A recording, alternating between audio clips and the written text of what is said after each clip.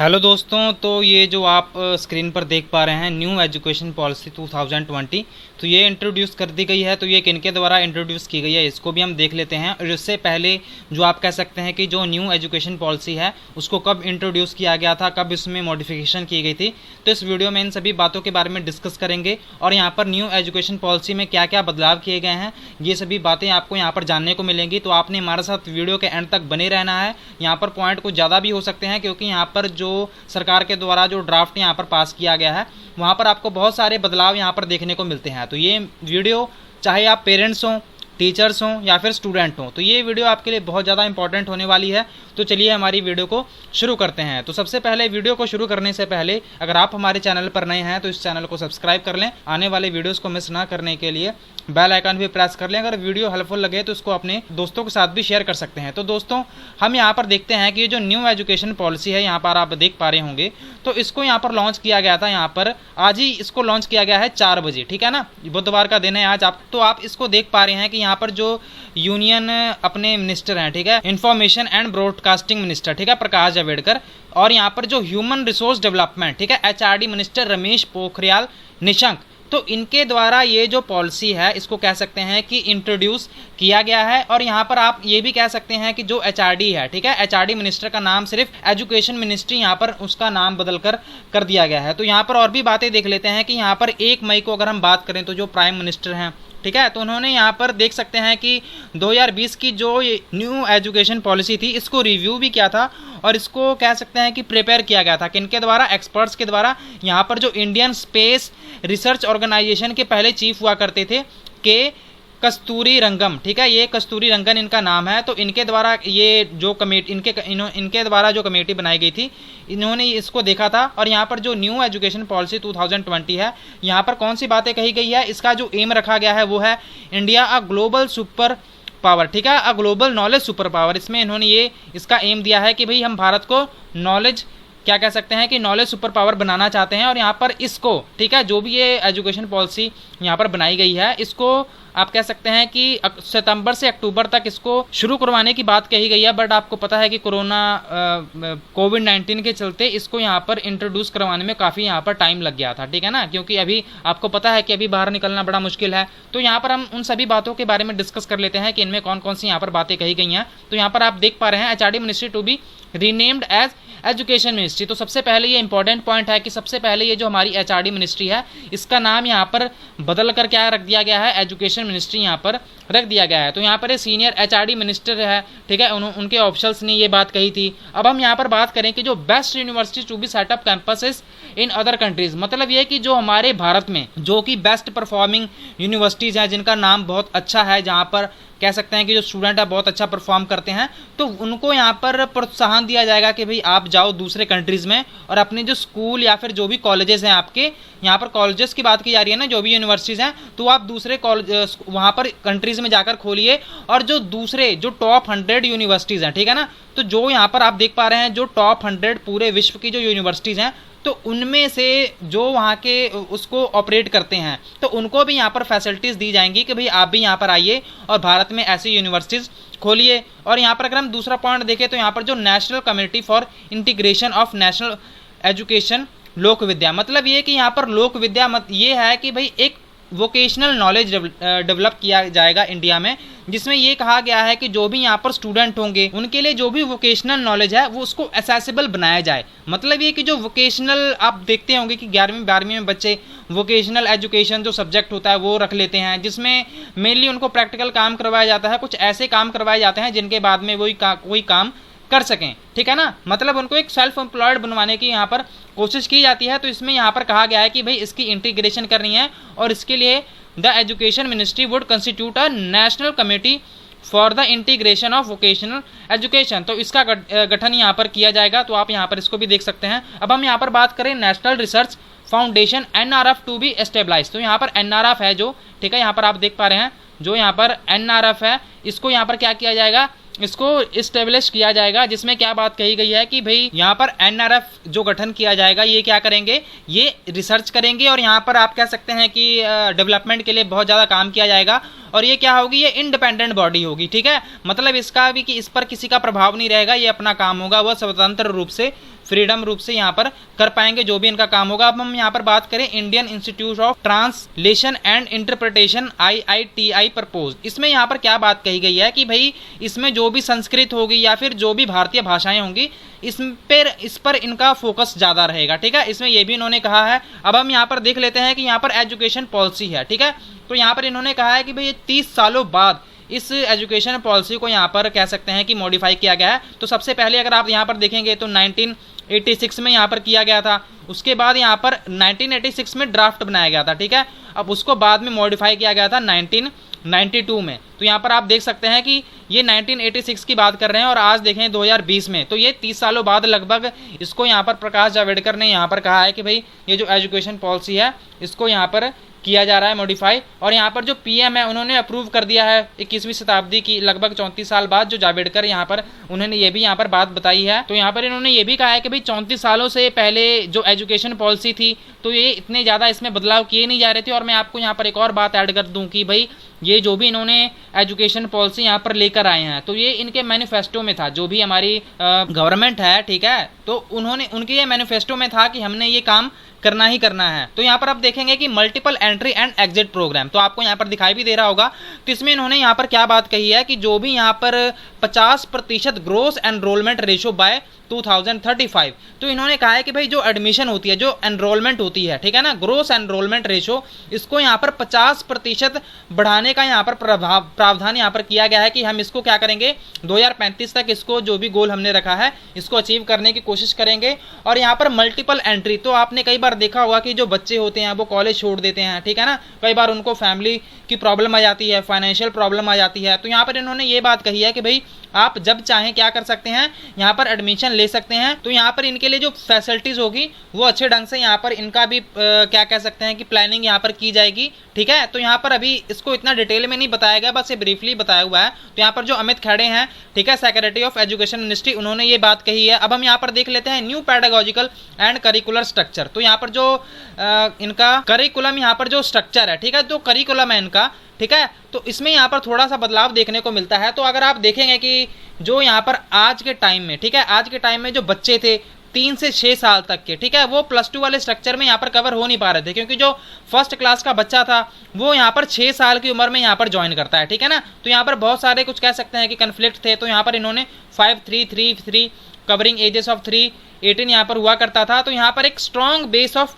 Early childhood care and education, तो यहाँ पर इन्होंने एक और इसका गठबंधन किया है, जैसे कि इसका क्या नाम है, ECCE, ठीक है ना।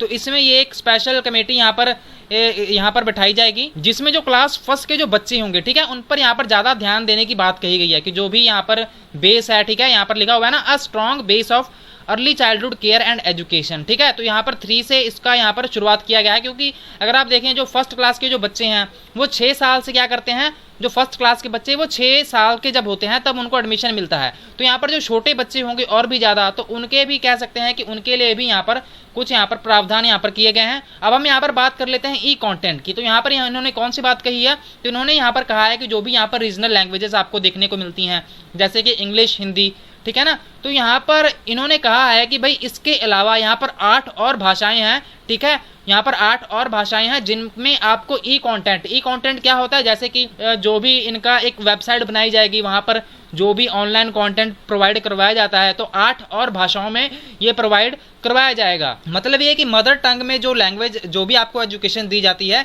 इसको इन्होंने क्या किया है, इसको इन्होंने प्रमोट करने की कोशिश की है। अब हम यहाँ पर बात कर लेते हैं financial autonomy to be given to 45K affiliated colleges, मतलब कि 45,000 जो कॉलेजेस हैं, ठीक है। जैसे कि पहले आप देख पाते होंगे कि जो कॉलेजेस होते थे उनको क्या करना पड़ता था, वो बाधित होते थे, मतलब कि उनको दूसरे जो उनके ऊपर जो कॉलेज होते थे उनको उनकी बात माननी पड़ती थी, जो भी उन्होंने डिसीजन ले लिया। बट यहाँ पर इनको ऑटोनॉमी दी जाएगी, मतलब ये कि वो अपने खुद के डिसीजन, चाहे वो एडमिनिस्ट्रेटिव या फिर जो फाइनेंशियल ऑटोनॉमी है, वो इन कॉलेजेस को यहाँ पर दी जाएगी। तो ये बात भी अमित खैड़े जो कि हायर एजुकेशन के जो सेक्रेटरी हैं, ये इन्होंने यहाँ पर बात कही है। अब हम यहाँ पर बात करें national curricular and pedagogical framework to be developed by NCERT, जो यहाँ पर नेशनल करिकुलम यहाँ पर जो है पेडागोजिकल फ्रेमवर्क है, इसको NCERT के द्वारा डेवलप किया जाएगा। तो यहाँ पर आप देख पा रहे हैं कि जो यहाँ पर a national curricular and pedagogical framework for early childhood care and education, मतलब कि NCPFECCE, ठीक है, ये जो चिल्ड्रंस के लिए है, क्लास 8 तक के बच्चों के लिए, इनको NCERT के द्वारा यहाँ पर बनाया जाएगा। ये अनीता करवाल के द्वारा यहाँ पर बताया जा रहा है, जो कि स्कूल की एजुकेशन सेक्रेटरी हैं, उन्होंने ये बात कही है। अब हम यहाँ पर बात करते हैं कोडिंग की। तो ये इन्होंने कहा है कि जो कोडिंग होती है ना, जो कि जैसे कि वेब डिजाइनिंग है, प्रोग्रामिंग है, तो इनको यहाँ पर 6वीं क्लास से इसको ऐड करने का यहाँ पर जोर दिया जा रहा है। जैसे कि ये पहले सीनियर क्लासेस में ही हुआ करते थे, बट इसको अब इसमें 6th क्लास से इसको ऐड करने की बात कही जा रही है। तो यहाँ पर जो स्टूडेंट होंगे 6th क्लास के, ठीक है, तो इनको यहाँ पर कोडिंग होगी या फिर कंप्यूटर स्किल्स, यहाँ पर बहुत सारी जो 21वीं शताब्दी में आपको पता है कि जो भी आजकल बहुत ज़्यादा यूज़ की जाती है, ठीक है ना, तो इसमें इन्होंने कहा है कि इसको यहाँ पर ऐड किया जाएगा। अब हम यहाँ पर बात कर लेते हैं importance of board exam to be reduced, ठीक है। तो यहाँ पर जो बोर्ड एग्जाम होंगे उनकी इंपॉर्टेंस को घटाने की बात कही जा रही है। मतलब ये है कि जो भी आपके जो एग्जाम कंडक्ट करवाए जाते हैं, इसको साल में लगभग 2 बार करवाने की बात कही जा रही है। तो यहाँ पर इन्होंने कौन सी बात कही है कि जो भी यहाँ पर एग्जाम होंगे, ठीक है, जैसे कि जो बच्चे आजकल स्ट्रेस ले रहे हैं, जैसे कि आज भी एग्जाम जल्दी हो नहीं रहा है, ठीक है ना, जैसे कि फाइनल ईयर वाले स्टूडेंट्स हैं, उनको यहाँ पर बताया जा रहा है कि एग्जाम होंगे या नहीं होंगे, अभी भी अच्छे ढंग से कुछ क्लियर कहा नहीं जा रहा। यूनिवर्सिटी कह रही है कि सितंबर तक एग्जाम कंडक्ट करवाओ, तो ये अभी कोविड-19 के टाइम में कैसे एग्जाम लिया जा सकता है। तो यहाँ पर बहुत सारे जो फाइनल ईयर के बच्चे हैं उन पर बहुत ज़्यादा स्ट्रेस भी यहाँ पर आपको देखने को मिलता है। तो यहाँ पर ये बात कही जा रही है कि भाई एक एग्जाम यहाँ पर आपका ऑब्जेक्टिव होगा, एक डिस्क्रिप्टिव होगा। मतलब कि आपको पता है ना, जो ऑब्जेक्टिव टाइप क्वेश्चन होते हैं और एक डिटेल में आपको आंसर लिखना पड़ता है। तो यहाँ पर ये साल में 2 बार करवाने की बात कही जा रही है। और यहाँ पर जो रट्टाफिकेशन होती है, जैसे कि जो लिखित यहाँ पर जो इन्फॉर्मेशन है, इसको याद करने की बजाय अंडरस्टैंडिंग पर यहाँ पर जोर दिया जाएगा। अब हम यहाँ पर बात करते हैं 360 डिग्री होलिस्टिक रिपोर्ट। अब 360 डिग्री का क्या मतलब है, जैसे कि कोई भी आप अगर कुछ याद करते हैं, कुछ समझते हैं, तो उसको आपने क्या करना है, मतलब ये कि ऑलराउंड डेवलपमेंट करनी है बच्चे की, सिर्फ पढ़ाई में ही नहीं, उसको ऑलराउंड जो डेवलपमेंट है, जैसे कि यहाँ पर स्किल की सिखाने की बात हो रही है। इसमें मार्क्स में सिर्फ बच्चे के मार्क्स नहीं दिखाए जाएंगे, इसमें जो भी एकेडमिक है या फिर जो भी वो गेम्स में कैसा है, ड्राइंग में कैसा है या फिर स्पोर्ट्स में कैसा है, यहाँ पर जो उनकी बाकी स्किल्स हैं इन पर भी यहाँ पर जोर देने की बात कही गई है। अब हम यहाँ पर बात कर लेते हैं NTA to offer common entrance exam, कि जो भी यहाँ पर बच्चे होंगे, ठीक है, यहाँ पर लिखा हुआ है कि the national testing agency will offer a high quality common aptitude test as well as specialized common exams in the science, humanities, language and arts and the vocational subjects। तो यहाँ पर हर साल 2 यूनिवर्सिटी में जो एग्जाम होते हैं, साल में लगभग 2 बार एग्जाम कंडक्ट करवाने की बात कही जा रही है, जो कि यूनिवर्सिटी एंट्रेंस एग्जाम होते हैं, ठीक है ना। तो यहाँ पर ये बात कही जा रही है कि सभी के लिए कॉमन एंट्रेंस एग्जाम यहाँ पर होगा, ठीक है ना। तो यहाँ पर ये बात कही जा रही है कि जो भी चाहे साइंस के स्टूडेंट हो या फिर आर्ट्स के स्टूडेंट्स हो या फिर जो लैंग्वेज, जितने भी यहाँ पर स्टूडेंट्स होंगे, सबके एग्जाम क्या होंगे, यहाँ पर कॉमन करवाने की बात कही जा रही है। अब हम यहाँ पर बात कर लेते हैं variable model for board exams, मतलब कि जो भी यहाँ पर अलग अलग मॉडल्स यहाँ पर बनाए जा रहे हैं, ठीक है ना, जैसे कि सेमेस्टर के या फिर जो भी एग्जाम्स हैं, इनके लिए अलग अलग तरीके अपनाए जाएंगे। जैसे कि जो बोर्ड होगा यहाँ पर, इनको थोड़ा सा अलग तरीके से लेने की बात कही जा रही है, जैसे कि annual semester modular board exams होंगे। यहाँ पर सभी सब्जेक्ट यहाँ पर बताए जाएंगे, जैसे कि मैथमेटिक्स के साथ इनको एग्जाम देना पड़ेगा। और यहाँ पर 2 लेवल्स यहाँ पर बताए जा रहे हैं। और यहाँ पर जो एग्जाम्स होगा, ठीक है, इसको 2 पार्ट में, और यहाँ पर एक जैसे कि ऑब्जेक्टिव और जैसे कि डिस्क्रिप्टिव, ठीक है ना, ऑब्जेक्टिव और डिस्क्रिप्टिव, इन दोनों को यहाँ पर ऐड किया जाएगा, जो कि हम ऑलरेडी डिस्कस कर चुके हैं। अब हम यहाँ पर बात कर लेते हैं tech based option for adult learning, ठीक है ना। इसका क्या मतलब है कि यहाँ पर जो एप्स है, ठीक है, जैसे कि जो टीवी चैनल्स हैं, तो यहाँ पर इन्होंने कहा है कि भाई टीवी चैनल्स या फिर जो भी ऑप्शंस है अडल्ट लर्निंग के लिए, उसके लिए भी यहाँ पर फोकस किया जा रहा है, जैसे कि ऐप्स की मदद से, ऑनलाइन कोर्सेज की मदद से, ठीक है ना, सैटेलाइट बेस्ड टीवी चैनल्स, तो इनकी मदद से बच्चों को क्या किया जाएगा, जो एजुकेशन होगी वो प्रोवाइड करवाने की कोशिश यहाँ पर की जाएगी। अब हम यहाँ पर बात कर लेते हैं प्रिपरेटरी क्लास फॉर बाल वाटिका। अब बाल वाटिका क्या है, तो जो भी बच्चे यहाँ पर 5 साल से नीचे होंगे, ठीक है ना, तो इनको यहाँ पर क्या किया जाएगा, एक प्रिपरेटरी क्लास, कि भाई ये सीनियर क्लासेस में जाने के लिए क्या हो जाए, रेडी हो जाएं। तो ये क्या है, इसमें यहाँ पर उनको भी थोड़ा सा ट्रेन करने की बात की जा रही है, बट इसमें यहाँ पर ECCE क्वालिफाइड टीचर यहाँ पर इसके लिए रखे जाएंगे, ठीक है ना। जैसे कि अगर आप देखें, अगर आपने 6 से 8 तक के बच्चों को पढ़ाना है, तो आपने भी CTET आपका क्लियर होना चाहिए, ठीक है। तो उसके लिए भी ये थोड़ा सा डेवलपमेंट करेंगे आगे, तो इसके बारे में भी हम देखेंगे जरूर। अगर कोई भी नोटिफिकेशन आएगी तो मैं इसके लिए भी वीडियो अलग से बना दूंगा। अब हम यहाँ पर बात करते हैं early childhood care and education curriculum to be carried out by MHRD, WCD and HFW and tribal affairs. तो यहाँ पर आप देख पा रहे हैं कि जो यहाँ पर MHRD है, ठीक है, ह्यूमन रिसोर्स डेवलपमेंट, तो इसका यहाँ पर आपने देखा कि जो मिनिस्ट्री ऑफ एजुकेशन है वो यहाँ पर कर दिया गया है, बट MHRD है, ठीक है। तो यहाँ पर ये बात कही गई है कि जो भी ये जो आप देख पा रहे हैं ना, ECCE, ठीक है, ECC, MHRD, WCD। तो यहाँ पर इनके लिए क्या कहा गया है कि जो बच्चों का ध्यान है या फिर और भी जो उनके हेल्थ के लिए ध्यान है, ठीक है, तो इनको क्या कर दिया जाएगा, इन सभी को यहाँ पर मर्ज करने की बात कही जा रही है। जैसे कि ट्राइबल अफेयर्स है, तो इनके ध्यान इन बच्चों के ध्यान के लिए या फिर कह सकते हैं कि जो महिलाओं की सुरक्षा के लिए या फिर उनके डेवलपमेंट के लिए यहाँ पर इकट्ठे काम किया जाएगा, ठीक है ना। अब हम यहाँ पर बात कर लेते हैं national mission on foundation literacy and numeracy to be set up by MHRD। तो MHRD के द्वारा यहाँ पर एक और काम किया जाएगा, जैसे कि यहाँ पर इन्होंने कहा है the national mission on foundational literacy and numeracy will be set up by the ministry of human resource development on priority. तो इन्होंने यहाँ पर क्या बात क्या कही है कि भाई जो नेशनल मिशन है, तो जो लिटरेसी रेट जो इंप्रूव करने का काम किनके द्वारा किया जाएगा, जो ministry of human resource development है, तो इनकी ये प्रायोरिटी रहेगी कि भाई ये काम है वो जल्दी से जल्दी किया जाए। अब हम यहाँ पर बात करते हैं न्यूट्रिशन की, ठीक है। तो ये भी यहाँ पर बात कही गई है कि जो भी बच्चे होते हैं, ठीक है, आपको पता है ना स्कूलों में, तो उनके हेल्थ के इम्प्रूवमेंट के लिए उनके रेगुलर हेल्थ चेक होते हैं, वो सभी के लिए भी यहाँ पर काम